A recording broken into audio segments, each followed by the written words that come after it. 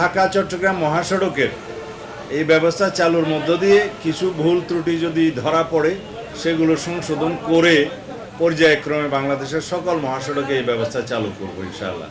আর মহাসড়কে যে চাঁদাবাজি হয় সেটা মালিক পক্ষ থেকে হোক, শ্রমিক ফেডারেশনের পক্ষ থেকে হোক বা পুলিশের পক্ষ থেকে হোক, সব কিছু ক্যামেরায় যেহেতু রেকর্ডেড থাকবে, আশা করি এই প্রবণতাটা কমবে এবং আমি বিশ্বাস করি জনগণের সহযোগিতায় আমরা মহাসড়কে চাঁদাবাজি বন্ধ করতে পারব। মহাসড়কে থ্রি হুইলার যে সমস্ত যানবাহন এগুলো চলার কথা না, শুধুমাত্র গ্যাস স্টেশনে গ্যাস নিতে আসার জন্য এবং যেগুলো বাজার এলাকা আছে যেগুলো তাদের স্ট্যান্ড ওগুলো আর ফিডার রোডে তারা যাওয়ার জন্য এই বিষয়টা কনসিডার করার জন্য আমি মহাসড়কের পুলিশ প্রধানকে অনুরোধ করেছি।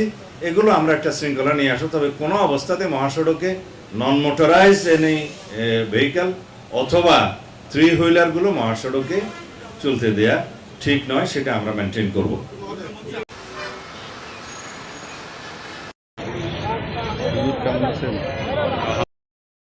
সংসদ সদস্য নারায়ণগঞ্জ ৩ আসন। স্যার